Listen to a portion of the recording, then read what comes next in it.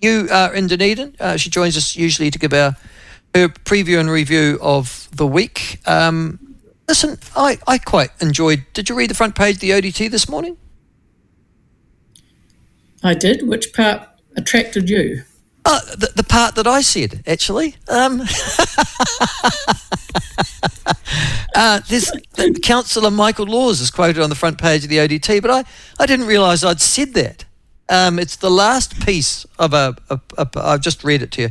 It's the last piece of on a budget blowout of the new council buildings, and I must have had too many wines and said this a long time ago, but there it is in black and white. So I was quite surprised to see it there this morning. And it reads, it's not simply wrong, this is the council building, it's an abomination. A myriad of more practical and cheaper options existed, but no, this vanity project stumbles on like a putrefying zombie. And I thought, that's very descriptive, Michael, but I can't ever recall saying that. Sounds like you. Does it? It's the sort of thing I'd say after a third Pinot, I've got to be honest with you. I must have given that interview a long time ago, but there you are. There we go. All right, now, what do you want to talk about this week? What in particular has drawn your attention? A couple of things in the continuing previous government wanting to insert themselves without having any new ideas or anything, and still not understanding why they left. Marsden Fund, I think, has been interesting week, and you won't be able to see here. Yes, you can, perhaps. That's a letters to the editor, the heading of a letters to the editor in the ODT. So that says to the Marsden Fund short-sighted. Yep, got it. Now, everyone's been behaving as if the Marsden Fund has been cut. It has not been cut. It's the same amount of money. And the initial stuff that people shrieked about, and particularly Grant Robert, new find a job for you pays even more than what you had before, Vice-Chancellor, shrieked fairly loudly. And the suggestion was that every researcher in New Zealand, or perhaps anywhere in the world, I don't know, would be freaked out and be very upset about the Marsden Fund concentrating on funding science. This is a science fund, of course. The thing is that the Marsden Fund remains the same. Some people will not be getting research money from it, and more people on the other side will. So it is absolutely not true that it's been cut, and it's true that researchers will all be, half the researchers will be saying, neat, we're scientists and we want some funding and we haven't been able to get it because of this other stuff that's it's been used for. And so now we've got a chance to use it for proper science. So I think that's interesting that even when people make, and that's of course a sub-editor in the ODT making that headline, and that's not what the letter to the editor says. It says that it's really important that social sciences and what did Judith Collins call menopausal whales or whatever it was, it's criticising the change, and that's fine. I mean, you know, everyone's got to themselves, although it's interesting that this is quite a long letter, and if it had been somebody on the other side, it would have been abridged for length. But that headline is just not the situation. So here's the mainstream media has kept on just with this idea that somehow there's a whole lot of money being taken away from research. It hasn't. It's just been reallocated to different people. And how media cannot, have they not figured that out, or are they just being willful? What do you think? That's interesting. I had Judith Collins on this particular issue last week when I interviewed her on it. And as she pointed out, the Marsden Fund was, and it's important to know how she's in control of that, because she is the Minister of Science. And as she pointed out, the Marsden Fund was always, and I can remember its origins because I said my first wife worked for the Foundation of Research, Science and Technology. They were in control of that fund. And so that's over 20 years ago. It was always for science funding. And the aim was, some of it was going to be blue sky, and some of it was going to be science that had a practical application to drive New Zealand's economy forward, obviously, and using innovation and the latest technological and scientific breakthroughs. It was Grant Robertson who changed it to include the word social sciences when he was the Minister of Finance. So that's only been in recent year. You're absolutely right. And then all she's simply doing is saying, no, we're going back to what this was.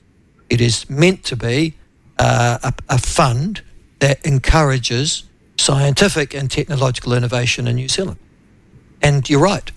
The result of that has been, including I noticed in your local newspaper, the editorial of that going absolutely troppo, that somehow this is some attack upon academic institutions in this country. Yeah. And you can only, to make any rational sense of Grant going off the planet about it, you can only believe he thinks that Otago University will receive less funding money from that fund if it is back to sciences again. Absolutely. Otherwise, he makes even less sense than usual on it. So I think that's it. And still, the media feels obliged to not be rational about it or not see the whatever. So that was one of the things I noticed this week. I also noticed yesterday, and it was happening for a few days last week, this so-called boot camp thing, and it was on TV last night because of a couple of people, one dying and a couple of them absconding. And just before you carry on that, the story is one died and one is the second one goes to Tangi and pisses off and then gets in a car and causes an accident. In actual fact, as a result, what did the person die of? Do you know? No, I thought they died of an accident in the car. Well, they've been conspicuously silent, haven't they? I don't. I assumed that, but now that you're challenging me on it, I've got no idea. Yes, well, the cause of death. I would have thought that the cause of death of the boot camp attendee was actually quite important, but the media have gone conspicuously silent on it. Well, there was also stuff about that they hadn't told the minister about the second person absconding. Oh no, sorry, have I got it wrong? That the boot camp participant died in the accident. He died in the car accident. Yeah. And the second person was going to the Tangi of them. Is that right? And then took off from there. Have I got that right? And in fact, he was accompanied at presumably reasonable expense by two, not corrections officers, boot camp officers or whatever they were. I don't know. Can you imagine how that went down? There's 100 people at a Tangi. It's in a private house, apparently. Yeah. And there's two people accompanying him, and you'd have thought one of them would be attached to him by handcuffs or something. Yeah, would have thought. Or at least, if they went to the toilet, one of them would be outside the toilet window and one of them would be inside with him, at the door. What's two of them doing there? If two of them, and I don't think they even noticed he'd gone. I mean, you don't get the impression they saw him running away. No. That they tried to grab him. It's not the army running these boot camps, though, is it? So it's what? The normal sort of people that Oranga Tamariki employ, isn't it? Yeah, but when they say accompanied him, why have you got two people if... I agree. And then the other person who absconded was on leave and in the care of his whānau. Now, looking at all those things, those are all things you might expect from what they euphemistically call troubled youth. Or in fact, they call them rangatahi, and I presume it's a nod to the fact that a lot more of them than ought to be brown-skinned, but rather than calling them troubled youth, they now call them rangatahi. But bearing that in mind, that these are people who were in serious shit before they found themselves in a position where they went to this thing that the government was hoping would be good, and is still saying, considering who we've got in here, it's not, we wouldn't want to judge it on that. But what the TV last night did was they said that these people had absconded or whatever it is from the boot camp, and they had on them. The first person was Chloe Schwarbuck, who said, this is an abject failure of absolutely everything we've done, apart from things to the planet, the serious stuff. But everything the government's done is a complete failure on the basis that this happened and these people. They then went to Chris Hipkins, who said it not so eloquently. I mean, Chloe's got a natural unhappiness on her face now, and it just reflects in every comment she makes. I mean, you could write the comments for her, but she's really miserable by the look of her. But Chris Hipkins said what you'd expect him to say. It was never going to work, They should actually go to the causes of crime. None of the media who were interviewing them said things like, so what were you doing, Chris, which was working so well that this government stopped doing? Or what would you do, Chloe? With the money we've got. It's no good just saying, well, we would make sure everybody had a roof over their head and they'd be nice people, because if we ran the country, that, troubled youth would not be troubled in the way they are. Let her just say that if that's...